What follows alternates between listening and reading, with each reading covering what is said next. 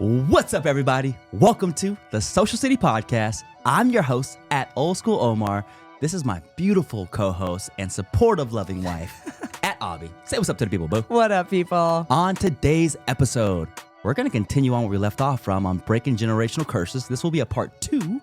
We're going to get into Obsession of the Week and close out with some gratitude. But first, got to give a shout out to the sponsor, y'all, at The Gutsy Nurse, our friend Becca Margison. Today's episode is sponsored by The Gutsy Nurse. Modern medicine approaches wellness and symptom treatment at the forefront when addressing chronic illness and disease. Many are left medicated and frustrated without core solutions addressing the root cause of why they feel the way they do.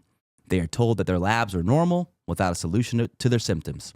The Gutsy Nurse tailors to women who are seeking to experience a true feeling of wellness. Chronic symptoms she addresses include some of the following: fatigue and energy issues, hormonal imbalances, irregular and painful periods, skin conditions like eczema, acne, or psoriasis, gut and digestion issues, autoimmune disease, weight gain, mood imbalances, and sleep disruption. You can schedule a free discovery call by visiting the link in the description or hit her up at the.gutsy.nurse. Shout out to Becca Margison, y'all. Yeah, thank you so much, Becca. I mean, I've worked with Becca individually with her practice, just around a lot of my autoimmune stuff, and I can't say enough good things about her approach, her knowledge, and just her approachability when it comes to addressing your issues. So if you are a female out there experiencing any of those things, if you don't know where to start, whether you're on a holistic journey, I cannot recommend her enough. So thank you so much, Becca, for sponsoring an episode. We love you, I love girl. it. Love you, girl. All right, guys, we're diving right into it. We're not going to waste any time. Today, we're continuing on our conversation about generational curses. We've gotten mad love and responses and some good replies, and people were touched and people could resonate with our story and what we had to talk about, that we needed to continue the conversation and really finish and close it off. So let's be honest with ourselves here and ask ourselves a question. What is your vice? What is your weakness, or maybe an addiction? So that's the question we want you guys to ask yourself. What is your vice, your weakness? Maybe it's an addiction. For me, thinking about it in my childhood, gambling was an addiction for my father. I mentioned that in the last episode, and I talked about how we would go to casinos, and it was just normal for us to hand us some Keno cards and play Keno, no big deal. Like, my mom would bring parlay cards home from football, and they would just be like, hey, pick, 8 to 10 teams. We'll play it, and, we'll see what happens. Yeah. True story. I don't know if I've told this to you, but this is a fun story. One time I picked an 8 for 8, right? And the odds were 400 to 1 on a parlay. And my dad always bet a minimum of $20, but my mom was placing the bet on the cards. So she bet $2. Right. And I won an 8 for 8. I think I was in 7th grade. Oh, wow. And I was like, man. If it would have been. Yeah, 400 to 1 was $800, which is a lot of money for, and luckily, I think they gave you half. So $400 as a 7th grader was a lot. I blew it all on clothes because I was trying to impress people, But my dad was so mad. He was like, why would you only bet $2? The minimum is always 20. Instead of 800, it would make 8,000. And that's kind of just that hustler mentality, Is that where you got the $20 minimum of any time that you would gamble, that it was always at least a 20? Yeah, I think that led into, which just totally caught me off guard, but I got into the habit of walking to a gas station. Every time I walked in, I was putting $20 in the video poker machine, playing a little blackjack, and it was always to see if I could take $20 and turn it into $100. And looking back on it now, it seemed like such a small thing, but every time I would go to, and I was going to the gas station almost every day to get, a protein shake or some healthy snacks. I'm like, man, I'm in here kind of hooked on blowing $20 to see if I can make it and turn into 100. And same thing when we would go out to Flamin' Wands. Oh, yeah. And we would skip the line by sitting at the bar. It kind of forces you to be sitting in front of a video poker machine. Yeah. And I remember playing 20, and I would get up to $30, and you'd be like, cash out. And I'm like, nah, bro, you gotta. It's a 50% return. That feels good to me. I'm like, nah, bro, you gotta get to 100, boo. That's the goal. Yeah. So looking back on it now, I'm thinking how that could have easily led into a gambling addiction for myself, because it was so normal for me to see my parents gamble and to see us go to the grocery store and, let's say, whatever, we spent 150 to 200 bucks, we'd have to wait outside of the little gambling area in the grocery store until our parents were done gambling to see if they could make their money back. Isn't that such a Vegas thing though? What a I feel like trip. people don't understand if you are not from this town. Like I used to joke when I would travel all the time that like the sound of the airport when you get off the plane, you hear the like ding ding ding ding ding ding. And while I've never been a gambler ever. I don't even know how to play poker. Like born and raised in Vegas, and just that was not something I've ever been into. That sound, I knew I was home, or just realizing that it's not normal for there to be machines like in a convenience store or any kind of bar that you're sitting at. It's such a normal part of this city and culture that, again, I think it's kind of a slippery slope with the little things, because I would watch you and I didn't have concern, I guess, at that point, but I just could never understand why it was never enough. Like if 20 turned into 100, you didn't always cash out. Like you had to take it, and maybe you'd get to like 140, and then I would watch it go from 140 to 0, and I would just be like, I'm not built for this roller coaster ride. Like this is way, way too stressful. But looking at your past and what you were exposed to, that all kind of made sense. And I do think sometimes the things that we pick up, habits and hangups or addictions from our home of origin, they happen like that. It's in small little bites. Yeah. And you don't realize that you could potentially be playing with fire because it feels different, or you feel like you're in control, or you feel like you have awareness around it, instead of really being honest about maybe like where it led other people in your life, if that makes sense. And it's one of those things that gambling tore my family apart. My dad would come home and lose his whole paycheck, and then ask for money from my mom and lose her whole paycheck. And the next thing you know, we're in this big hole. And it was always a conflict of interest between them of like, what are you doing, man? You go out and you leave the house at midnight and you come home at 8 or 10 a.m. and sleep all day. Like you've been out gambling all night for what, Yeah. And maybe once a month you'd have a big hit on a Royal Flush and it'd be like a big celebration. But at the end of the road, we lose, you know what I mean? I feel like the house always wins when it comes to that. Of course. I mean, of course. That's how the system is set up. But I think we always think that like we're going to be the lucky one. I guess not me, because I've never, I'm like too cheap to gamble. But I had like my own vices. Yeah, what would you say was a vice or a weakness of yours? Oh my gosh, like partying for sure. I mean, I touched on it a little bit in the last episode, but my mom's addiction to alcohol was so different than the way I consumed, because mine was always in the open and always in a social capacity around work. And so it felt like I was more in the driver's seat, if that makes sense. And I was a good time when I drank. My mom was not. And so sometimes I think I was playing with fire. I knew that. I mean, when you and I met, I was going out like 6 nights a week, and I wasn't just having like a cocktail or two. I was like full send 6 nights a week. And it was so normal because I worked in the nightlife space, and everyone around you consumes that way too. And again, I was a good time. Like I mean, you and I would say when we dated, we weren't such a good time because we would get in arguments and whatnot. We were a good time until the end. Until the end of the night.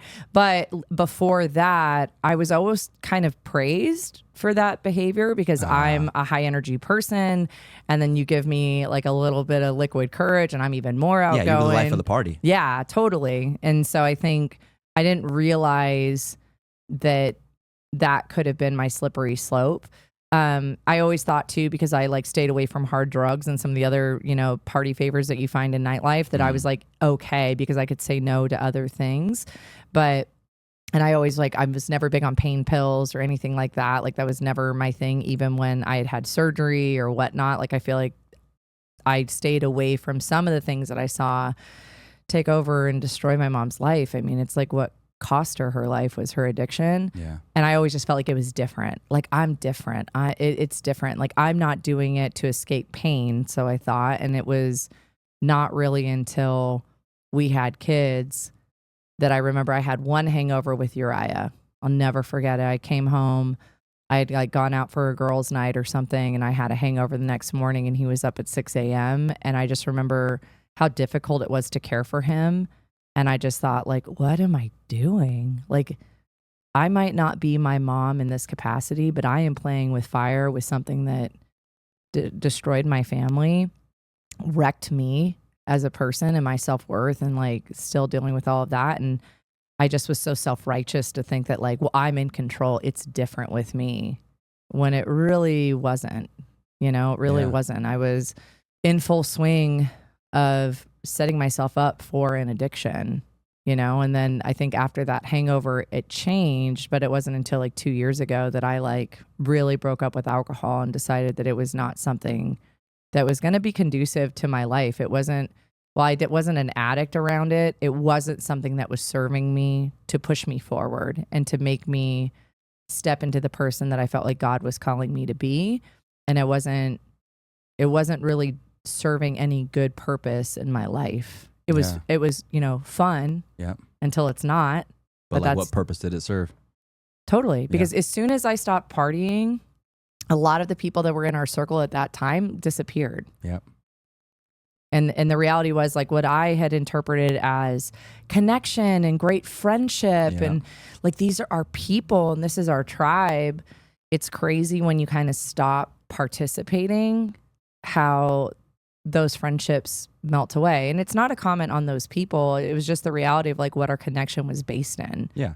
You know? It's just your evolution. Totally. And it was time to move on to a new chapter. Totally. And let those friends, you know, in the past. Yeah. And I know we dive into nutrition and you've got an autoimmune disease, which requires you to eat a certain way, gluten-free, non-processed foods. We're super involved with our kids' nutrition and what they consume as well. Totally. But I don't talk about it much, but I just feel like I grew up consuming sugars, you know, and I had a sugar addiction. And I feel like when we get a stressful day and we get home late at night, it's like, oh, what can I grab that's going to bring me comfort? And we grab those comfort foods. And I don't think people understand that although like I may have looked good on the outside, I feel like my insides were torn up, you know, like I probably was pre-diabetic due to all the sugar I would consume. I'd have at least 2 days a week where I'd hit 7-Eleven and I would go ham, you know. I'd feel like I deserved that, you know. I worked out hard Monday through Friday, and then the weekends it would be like, let's grab a donut, let's grab a Slurpee, let's grab a bag of Oreos, let's grab some Ben and Jerry's ice cream, and I would wake up the next day almost how you would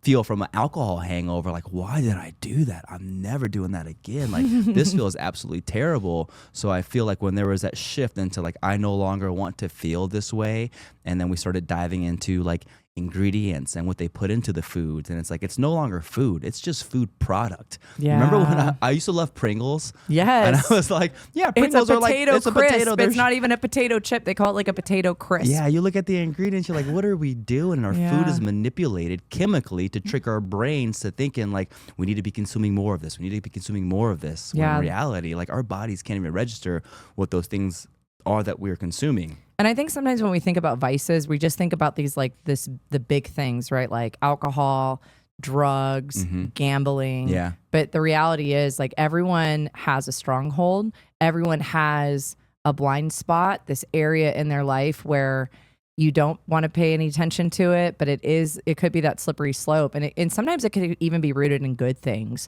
right? Like I am overly empathetic, right? That's, I would say, a superpower, but it also can be a slippery slope for me in terms of like, I put other people's needs ahead of mine, and I get so addicted to being there for other people and trying to be all things for all people that sometimes even that stuff can be a vice. It doesn't have to always be the big bangers that we think of when we think of addiction or we think of bad habits or hangups. Everyone has the thing that they revert to when they are stressed, when they are sad, when they are lonely. And I think it requires a lot of honesty and self-awareness to examine your life and look at all those little things, like whether it's your relationship with food, whether it's even your relationship with working out, like that is rooted in a good thing.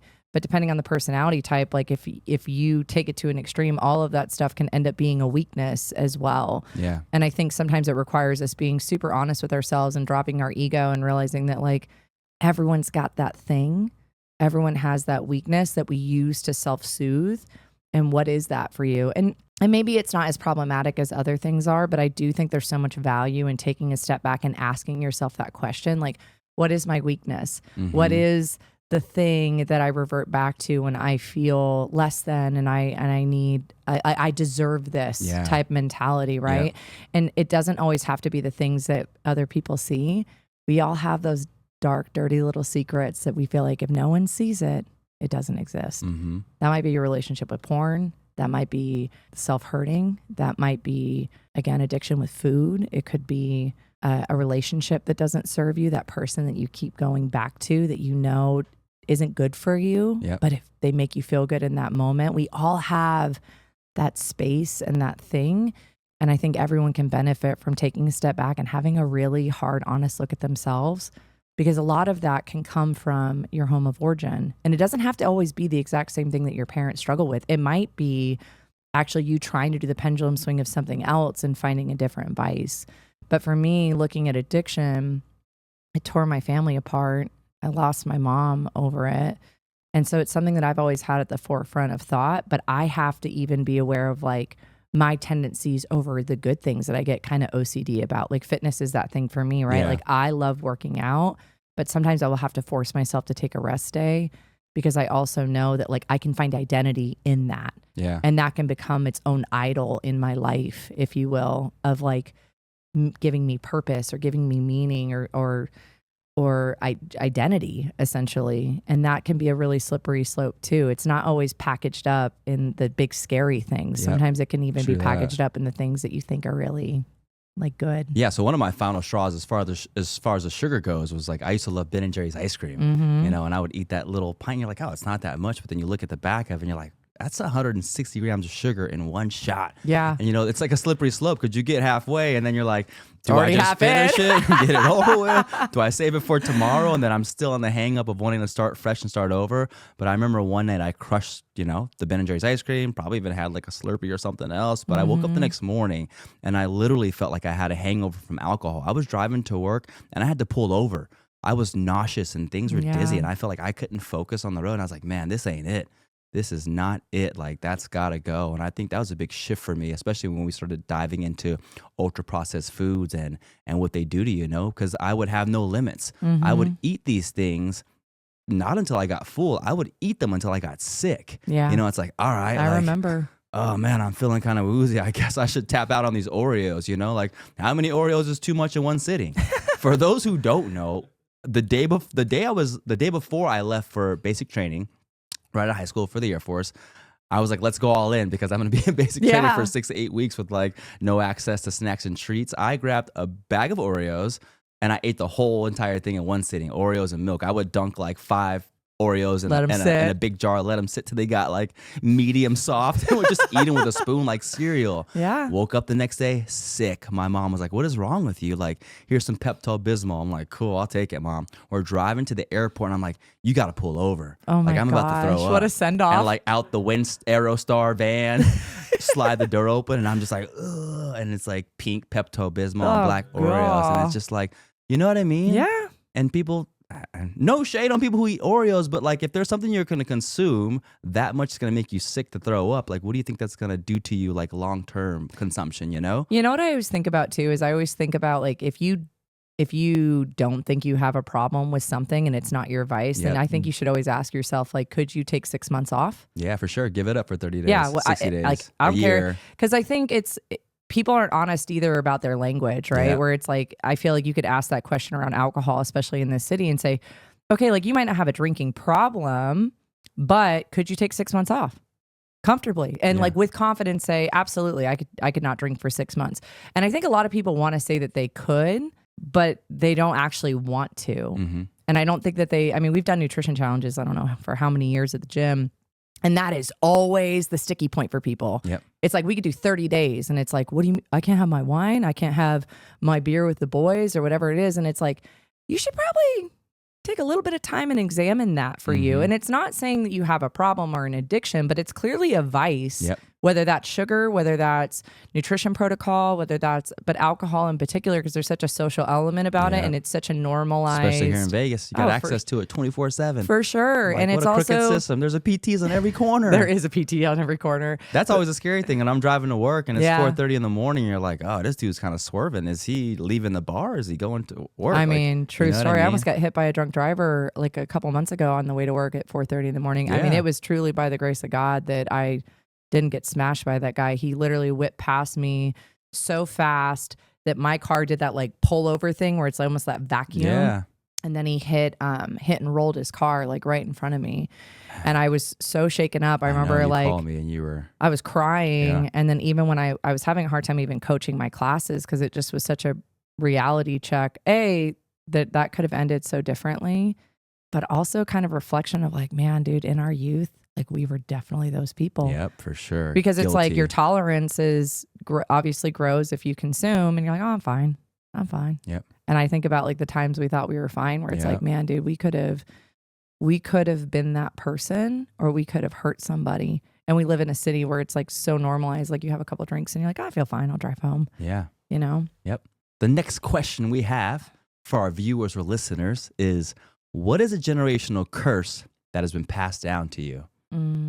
What is a generational curse that has been passed down to you?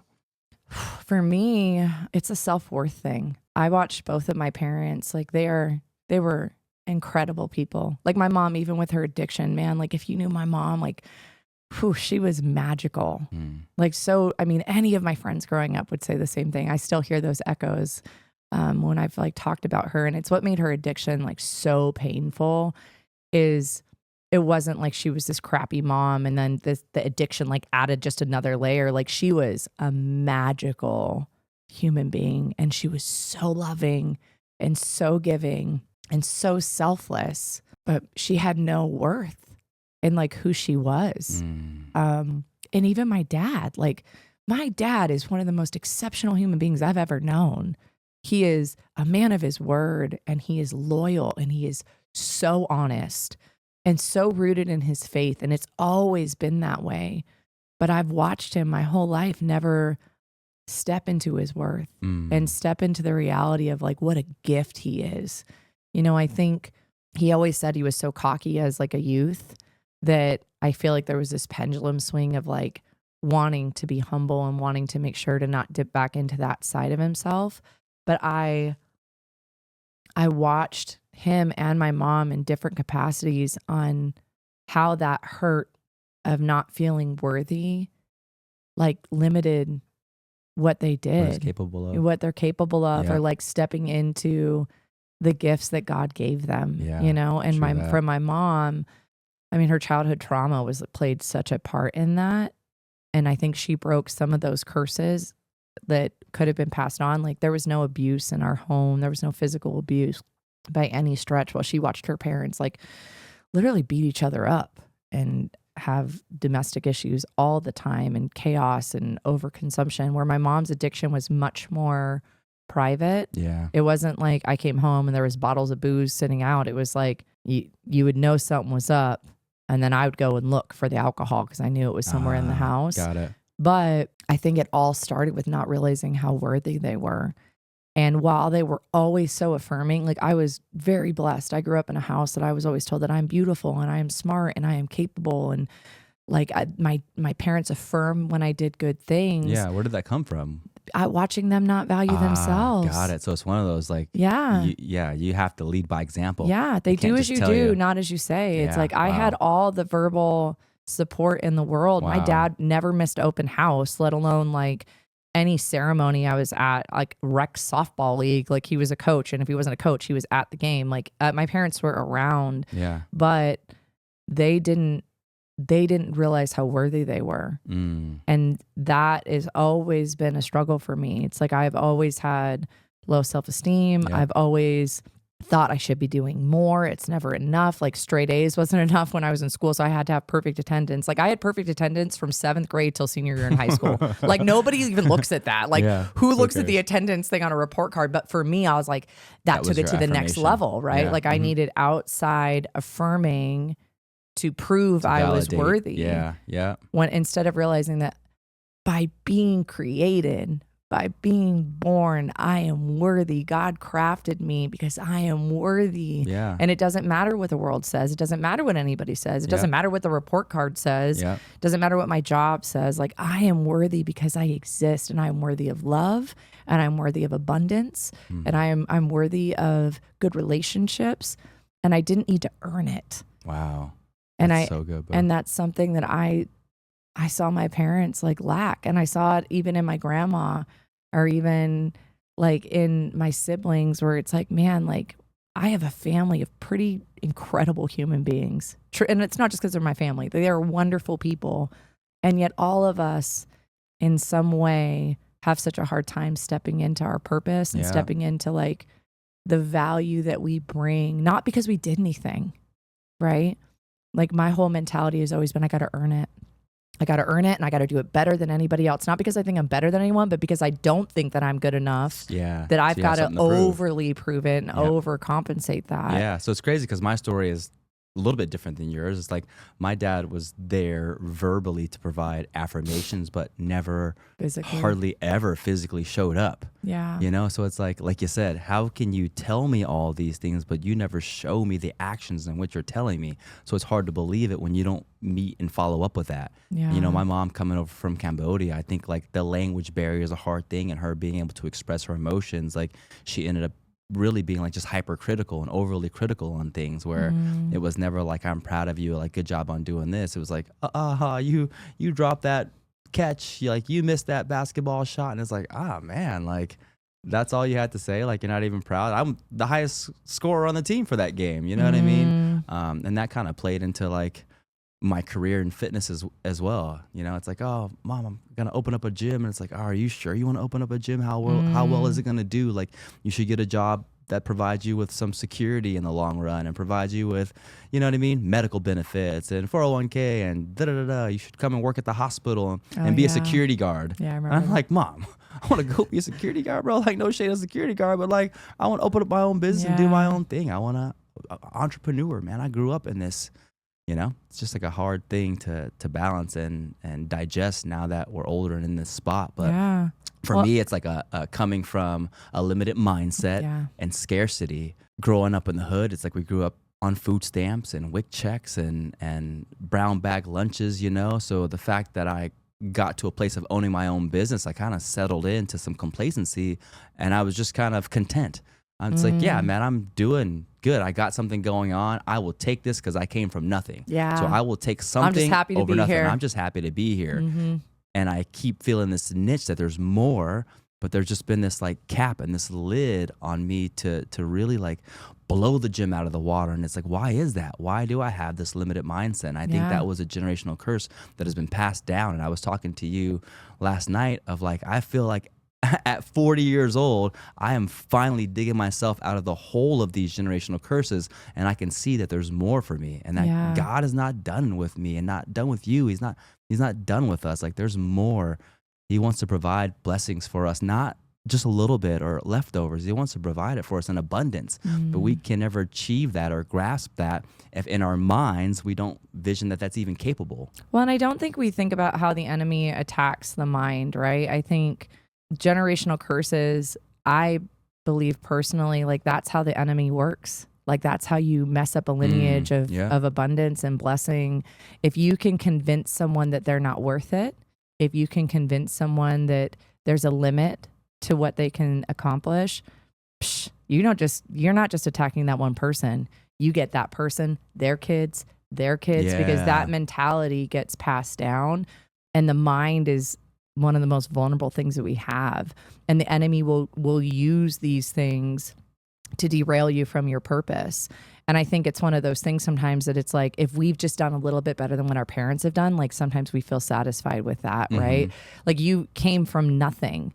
And I remember that was something that I admired about you, because I feel like I've had a scarcity mindset from a place of fear, but it was different because we didn't live on the poverty line. And so I was always just afraid to have less than what we had, where you had nothing. And I remember just being inspired by how content you were. And I think there's so much good in that, but there is complacency that can come with that limited mindset, because you were like, I'm doing better than I did. I mean, how many elementary schools did you go to growing up because of all the moving? Back and forth and moved all the time. Like I probably hit four or five different elementary schools. Like we probably went to a new school every month. Yeah. Just from the nature of how we were growing up, you know, like projects shut down and they put everyone on Section 8 and Section 8 housing. So we would get into one house and we'd have to pay $5 out of our pocket and they would cover the rest. But, you know, those terms were short-lived, and if it was a bad area and those owners wanted the tenants out of the house, it's like, hey man, it's time for you guys to go. Like I want someone more permanent or with more stability than you, you know?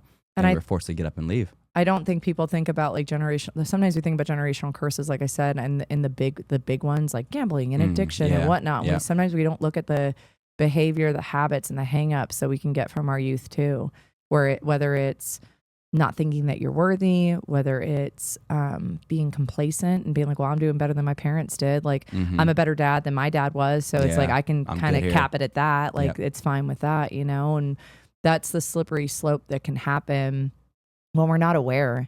And I think we get to an age, at least this has been my personal experience, like coming up on 40, you're like, I'm grown. Like now I'm grown. This is just who I am. And it's like, the reality is we should continue to grow. Like if we stop, then we're going to stay stagnant. And then like, I believe I said this last episode where it's like your ceiling is your kid's floor. And I want to push that as high as we can, whether it's self-development, whether it's self-love, whether that's my faith and how that plays out like in a real way, not just checking a box. So it's like, well, now we're in community at church, and that's more than like we go every Sunday, and that's more than my family did. It's like there's so much more, and I crave that growth and that we should always be development. searching for more growth, and we should always be students and always learning. But I feel we hit the certain level of adulthood that like we're in our career, and it's like, just hit cruise control. Totally. You cruise control till the end. Yeah. It's never too late to start. And I think also a generational curse that's passed down is like having a present father. It's like, because after my mom and stepdad split, that was probably year 2000. Yeah. Now we're looking at year 2024. It's like, man, all I've been searching for all this time is to have like a parent role that's like, I am proud of you. I'm proud of you of how far you've come. I'm proud of you for the hole you've come out of. And I shared this moment with a group of guys yesterday. Shout out to Power to Parent. They're running a fatherhood project, which they're going through a facilitator program to have men like me and fathers like me go out into prisons and facilities that can be served and be taught resources to be better dads, to be better men, to be better leaders, you know? So shout out to that program. I'm excited to continue on with what they've got going on there. But just to have a present father in that moment on the last episode where like I was calling my mom, but she didn't answer, but to get a hold of your dad and to have this recorded, you know, and it's going to be on our YouTube, it's going to live forever, that your father was just saying how proud he was of us. He's like, your dad too. Like, yes, he is. But that's a moment that I will cherish forever. And just to have that hit that someone is proud of us and what we're doing means the world. Like, I feel like that's all men want, is we want someone to be proud of you. Yeah. That like makes me so emotional because, I mean, I've always been so proud of you, but I also know what it's like. It's like when you hype me up, sometimes I'm like, well, you're supposed to. Like, you're my husband, you know? And I think sometimes it, like when it comes from the most familiar places, it may not have the octane that coming from somewhere else. And like I said, like I was incredibly blessed with both my parents, but specifically my dad.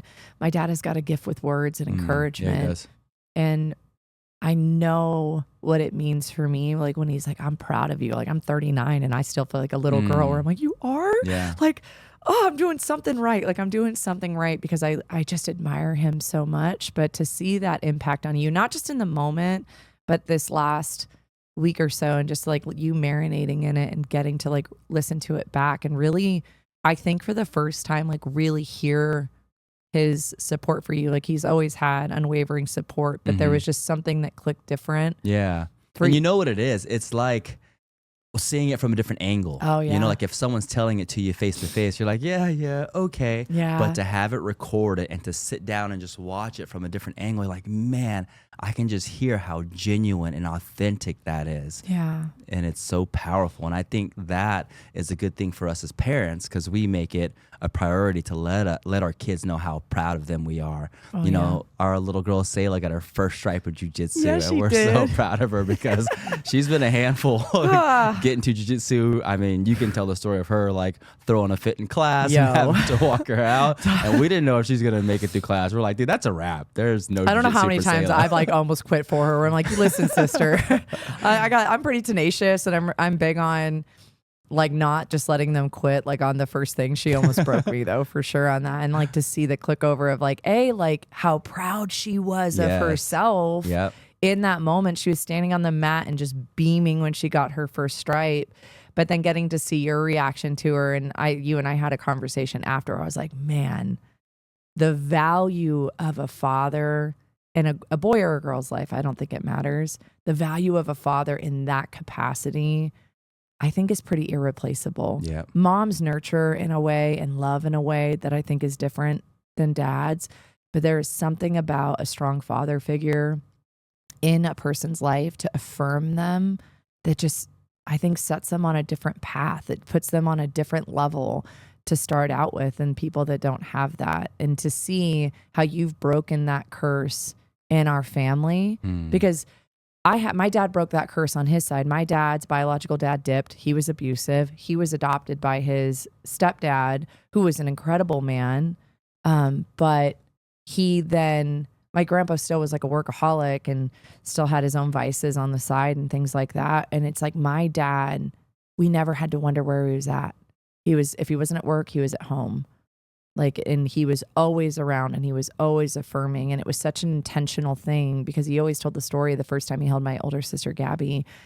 It was probably the first time that the hurt really settled in because he had a wonderful father that adopted him, but it gave him this moment of reflection of like, how did you leave me? How did you treat me this way? Yeah. How could you treat my mom that way that gifted you this life that was me? And I was so dispensable to you. He was never a part of his life. And he changed that curse for me.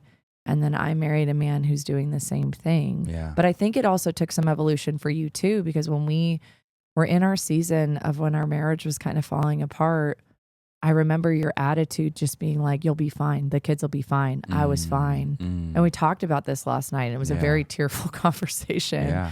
Because I feel... And you want me to share the story? Yeah, go Yeah, ahead. because I feel like, again, like you said, as a 40-year-old, you're like, yo, I'm doing fine.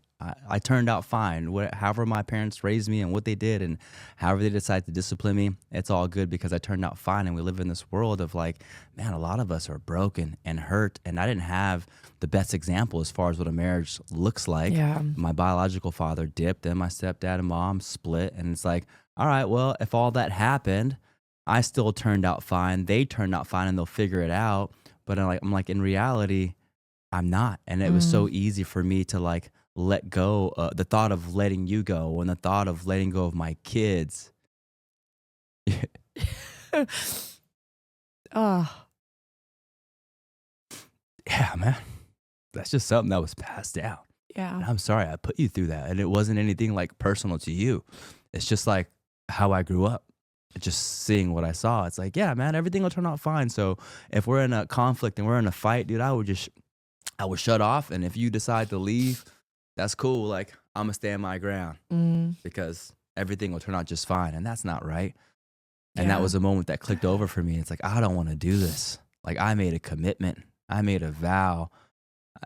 You're my responsibility. My kids are my responsibility. And I'm a leader. Yeah. I'm a lion. I should be leading my pack and my family. And I have groups of people and people at the gym who are following my lead. How could I just be good in all these other areas, but just let this one area control and take over my life? And again, like I said, y'all, like I'm coming out of the dirt and out of the hole, and I'm ready to launch this rocket off, not only in my family, but in our business, and our relationship, and our marriage. Yeah. Yeah.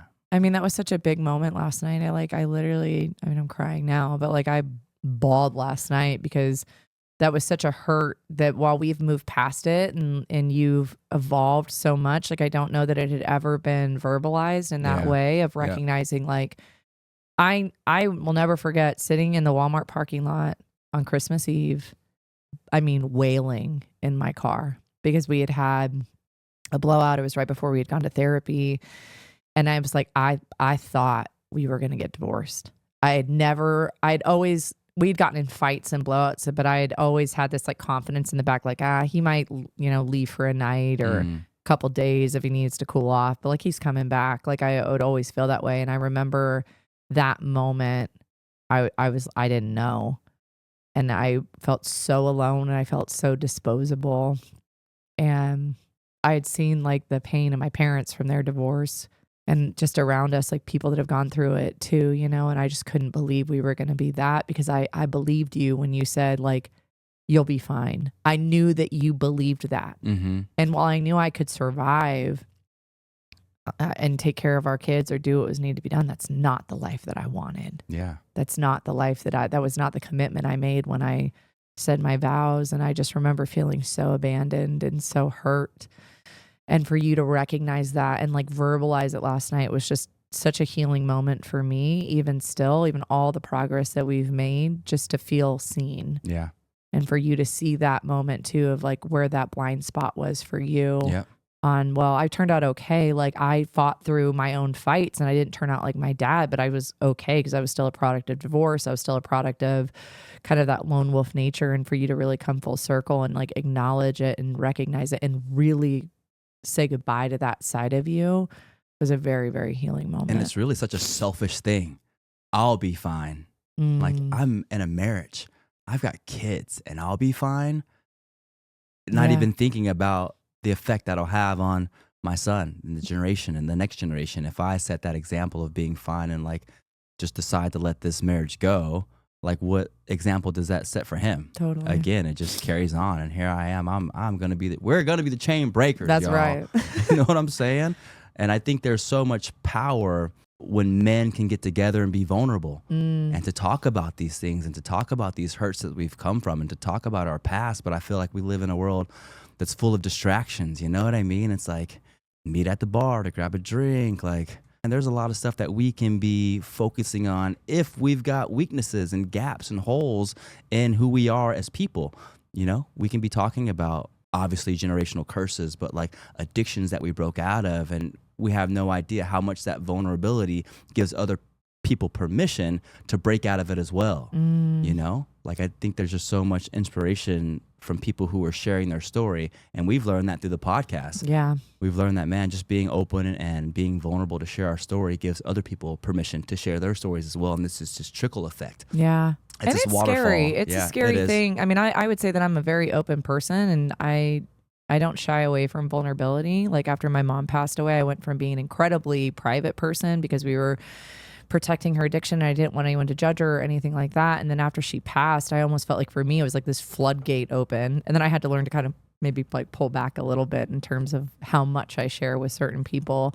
But I realized the more that I shared, the more other people shared too. Yeah, and that I wasn't alone in it. And that I mean, again, it's scary. It's not easy. Well, we're on this podcast and we're very open about what we've been through. It doesn't make it easy. Yeah. It doesn't mean that like when we leave the studio that we're not like, oh man, like here we go. Like we know it's already out there and we're gonna, you know, stand behind that. But it's still kind of a scary thing. And I think the more vulnerable we've been, those are always the episodes or the topics that people individually reach out and be like, man, dude, I felt that same way, or I resonated with that. And I think the more that you can find true connection around people and be vulnerable and be open and finding that trusting space, the better. That's like where healing comes. And I think that that's also where we see the most momentum for people in breaking these chains is first verbalizing it and saying it out loud and having people around you that really know you, that can hold you accountable to what you said. Yeah. Because I think a lot of times the things that we're struggling with in life, whether it's like past hurts, hangups, or habits that you've picked up from your family, or maybe they're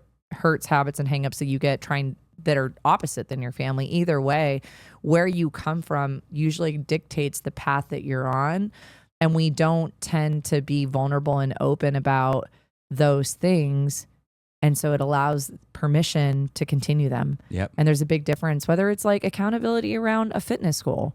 You know, it's like saying it out loud about like, hey, I want to run a 8-minute mile, or I want to lose 20 pounds, or I want to get stronger. I've always wanted to compete, or I don't know, like whatever that is. There's so much power in verbalizing it, and also having 3 to 5 people around you that will hold you accountable to those things, that know you, that know your struggle. They know you, the great part of you, but they also know that like dirty little secret that you're struggling with. And I feel like for moms, there is resources, you know, like you've got prenatal and postnatal, and you got mom groups and motherhood, but like how often do you hear about fatherhood groups or like men groups to get together and to be able to share their experiences and to share their hurts? But there's so much power in that, because as men, we were built to be leaders, you know what I mean? But we're not talking about the deep, dark secrets, you know, we're isolated doing our own thing. And then when we do have conversation with other men, it ends up becoming real surfacey. You know what I mean? Like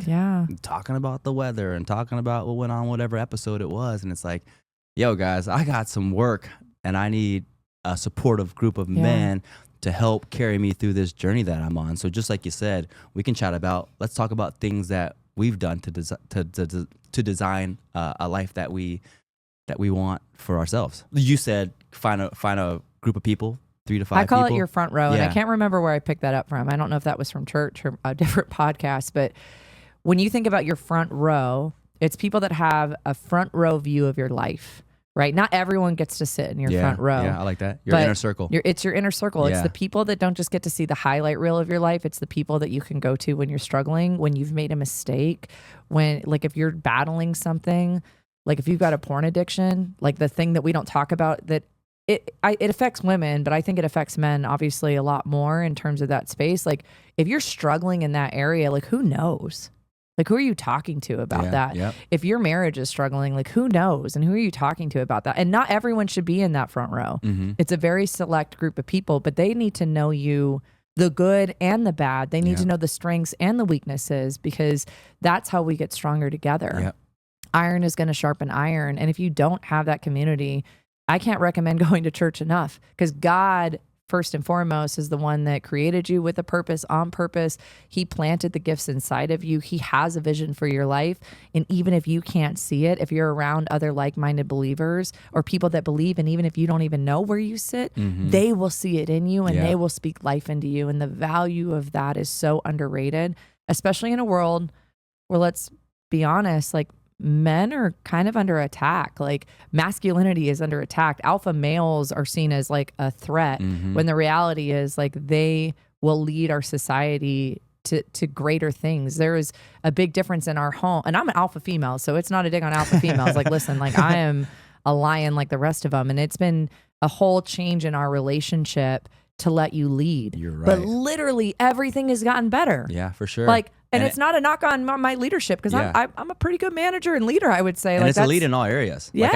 Like, I mean, people know Aubi. She's physically fit. She is a top dog up there. You know what I mean? But like, for me to lead in our physical challenges, and to lead in doing 75 hard, to lead on our walks, and to lead in cold plunging, it was just me doing my thing. And you're like, hey man, I see the benefits this has. But not to only lead physically, but to lead spiritually in church. Like, the man has to be the one leading the family to church, and not reluctant to go, like, oh man, we're gonna go because my wife wants to go. Things really shifted in our spirituality when I was like, we're going, let's go, we're turning up the worship music and we are bumping some Maverick City, like, we're heading to church, let's go. And like, when I'm excited, you get excited, the kids get excited. It's a trickle down effect again. But it was vice versa for a long time. Like, you were leading the charge spirituality wise, and like getting us to church. And it's like, man, it was just different. Like, I was there and I was tired, but I wasn't present. I wasn't taking in the word. I'm here dozing off, just waiting for like the 2-minute prayer at the end so I can close my eyes a little bit. But it definitely shifted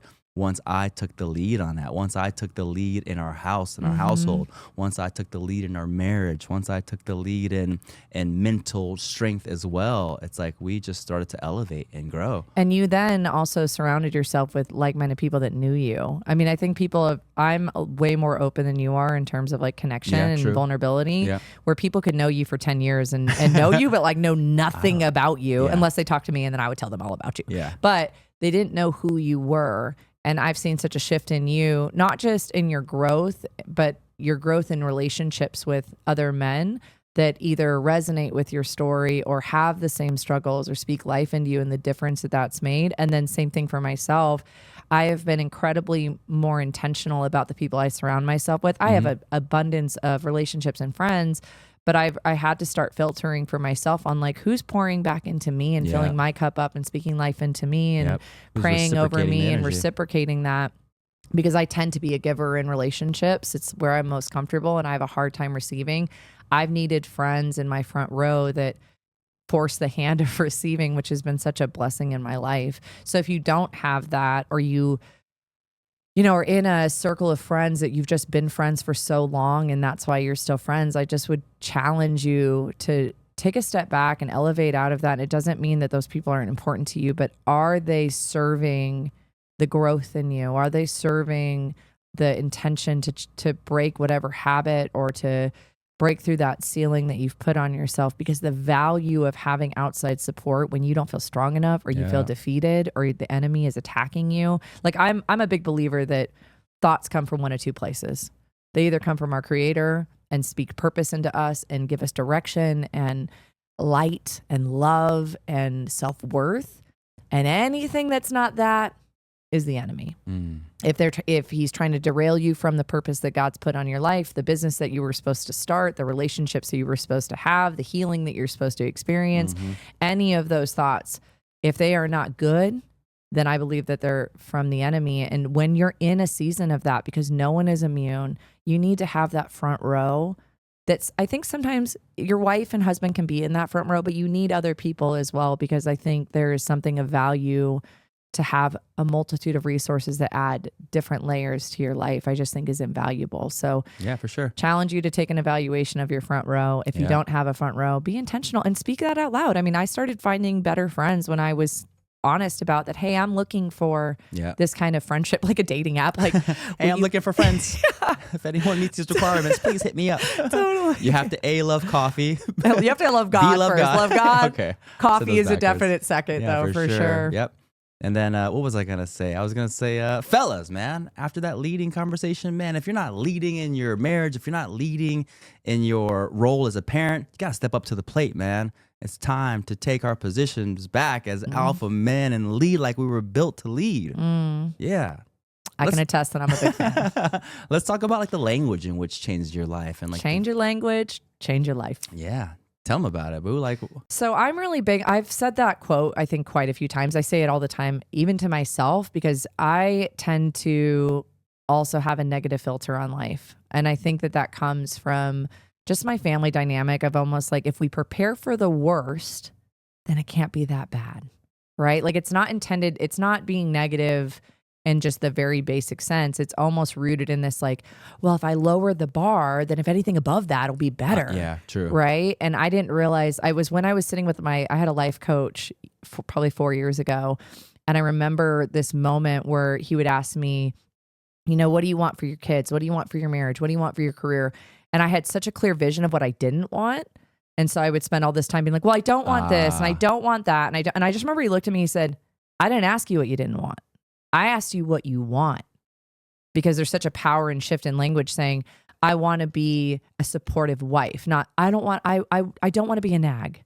I don't want to be this. It's like, well, if what you're focusing on is negative, then you tend to go, it says that he said, you flow where your focus goes. Yeah. And so if my focus was on what I didn't want to be, then by nature, I'm focusing more on that versus focusing on the positive. I want this. So it's my journey with that started with that very moment of like, oh, wow, I'm really good at identifying what I don't want, but I couldn't tell you what I want. And then I also started to shift that when we started doing 75 Hard, when we started doing a lot of the mental development and realizing that it's not that I can't do something, it's that I don't want to.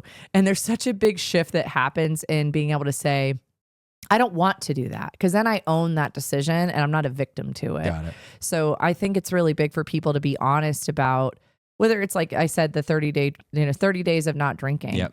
It's not that you can't do it. It's like you don't want to do it. Yeah, and if you don't want to do it, then maybe you should explore why you don't want to do that. And it could be anything. It could be fitness. It could be whatever, where it's like you've already limited yourself because of the language that you chose to use around it, rather than saying, I don't want to do that, or I don't think I can do that. Yes. I'm afraid. Speaking of language, I gave a little talk at the end of our class today, and I was talking about my language behind running, right? So for those who don't know, I'm on day 105 of running every day, at least a mile, and I've signed up for a full marathon in November. But the language I used before getting into running was exactly that. I made up whatever excuse I could. My first excuse was like, I'm already lean and skinny, and if I start running, I'm going to get even skinnier, and I don't want that. You know what I mean? I work hard to put on this muscle, blah, blah, blah. Yeah. I've had knee surgeries. I've got chronic arthritis, so that was another stronghold that was holding me back from doing the thing. And then the other excuse I would use, like, when will I ever have to run more than a mile?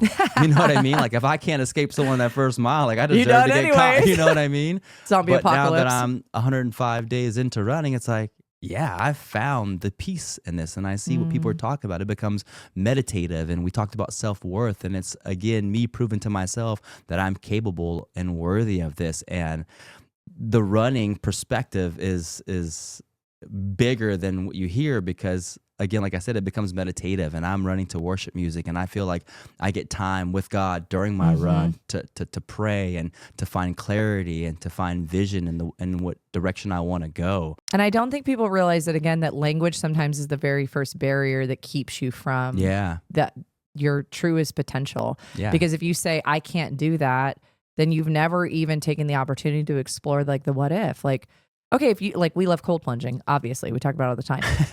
It's a big difference saying like, I don't want to cold plunge versus I couldn't do that. Yeah, for it's sure. like, trust me, like I am the queen lizard. Like lay me on a rock and in the sun and I am like what a ecstatic. crazy shift for me it's been able to see you because you hate the cold. I Like hate you it. wouldn't even go snowboarding because like I don't want to be cold, and now you voluntarily jump into the plunge. Yeah, Yep. totally. Yeah. 30 degrees with ice, thanks to Omar. So change your language, change your life. Yeah. Piggybacking off of the running, we're gonna go right into the obsession of the week. And my obsession of the week is within running is shout out to Red Rock Running Club. Oh, yeah. So running, if you don't have the right equipment, like you can cause some injury, you know? So I was trying to figure out what running shoes work best for me. And I was like, cool, like I'm a big Nike fan. I want something bright. I want something neon yellow. Like I want to be in that runner's mindset. So Red Rock Running Club, they get you all suited and booted. They put socks on, they measure your feet, they put you on a treadmill and do some analysis. And then they recommended these shoes called Ultras, which I was like, bruh,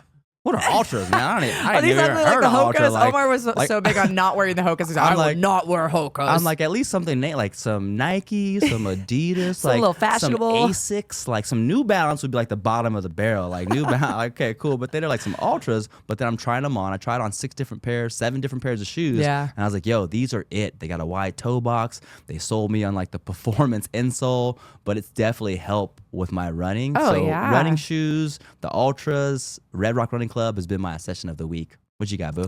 My obsession of the week has been actually another podcast, A&TD podcast, Oh, the Witters, the man. Witters. Shout out to the Witters. Shout out to the Witters. I've talked about Amy and I mentioned Dee last time, but they have been like just such a blessing in our life as people. They're incredible human beings they with are. such an incredible testimony Yeah, of for sure. what God can do in your marriage, of Yeah. what God can do in your life. Yeah, what's their podcast? Check them out. A&TD podcast On YouTube. Check them out. Oh y'all. my Hilarious. gosh, obsessed, Yep. especially their last episode. They both used to work in the strip club, and Mm-hmm. so they were sharing some old stories and kind of like where they came from. And Yep. I mean, they've just, what a blessing they've been, and their vulnerability and their honesty and their conviction is just next level. So Yeah, if you're you got- looking for Yep. another podcast, A&TD podcast, and where it's at, Anointed, It's yeah. Anointed, yeah. So Amy you and you guys Dee are Witters. in our inner circle. They are. They're and you our guys front row. inspire us and motivate us. And I feel like they look at us in a certain light too, where they're like, Omar and Aubi, you guys, we love you guys so much. Yeah, And the it's- hype it's circle mutual. is there. You know, Yeah, it's for important. It's sure. reciprocated. Let's go into some gratitude. What you grateful for? Man, dude, I'm grateful for God. Amen. I'm so grateful I have been praying as of late for God to continue to elevate you and put you in the spaces and places where Let's He go. called you. And I feel like this week, between the mastermind that you did and Yeah. just, I think God speaking to you, like, He's a miracle worker. He is a miracle And like worker. the biggest and the smallest ways. And I think sometimes people look at it as almost like a little Christian woo woo of like, but it's like, man, dude, the closer you get to the flame, the more you feel the heat. Yeah. And I just feel like we're on a path and in a season for our marriage and for our gym and for the people that we serve, that God is going to use us to do bigger things. And it's not self-driven, which for me it makes it more comfortable because I'm not good at maybe like self-promotion or whatnot, but I can feel Him moving and working in such a beautiful way. And I'm just I'll never get over what He's done for us. I'm just so grateful for I love that, boo. I love that. I'm grateful for the Content to Cast challenge. So I did this week-long challenge. Shout out to Omar El Takori. He's a pastor at City Light. He runs the video department. Shout out to his team, Mariella and Art. Been on this call because I feel like we're doing the thing, but I've been praying for direction and guidance. And this week I had so many unlocks as far as content creation goes, as far as our podcast goes. If you guys listen to this episode, it may have sounded a little bit different than our last ones, where we try to jump into the meat and potatoes right away and not leave you guys hanging for 15 minutes before we got into the discussion. But man, I'm so grateful for the opportunity to be in the room with other entrepreneurs looking to grow and to hear stories and testimonies of other business owners and people who have just like skyrocketed up into the next they can't go in outer space, but they can go up to the firmament, y'all. But yeah, I'm super grateful for that, and I'm considering jumping into the next mastermind, which is going to be a big investment. We'll talk about that in the future, but man, I just feel like something's about to take off, y'all, and I am grateful for that opportunity to be in the room, and I'm grateful for all of our supporters and our listeners. But we about to launch off, y'all. We about to blast off. Yay. Hey. So that concludes episode 17, y'all. Part 2 of breaking generational curses. We hope you guys enjoyed that episode. Again, we asked you guys some questions. Take those questions as some homework and dive deep and discover yourself a little bit more. Tell them the good news, boo. Just know that you're made with a purpose, on purpose, and we're thankful that you spent your hour with us. Let's get it. Fifth Force, you know, woo on 3. 1, 2, 3. Fifth Force, you know, woo. God is good.